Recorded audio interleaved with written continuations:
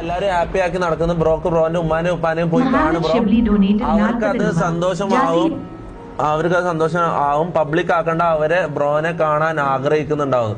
Bro ഞാൻ ഇടക്കിടക്ക് പോയി കാണലുണ്ട്. പക്ഷെ വീട്ടിലെ ഞാനൊരു കാര്യം പറയട്ടെ, നിങ്ങൾ വിചാരിക്കുന്ന പോലത്തെ ഒരു ഫാമിലി ബാക്ക്ഗ്രൗണ്ട്, ഒരു ഫാമിലി അല്ല എന്റേത്, മനസ്സിലാവും.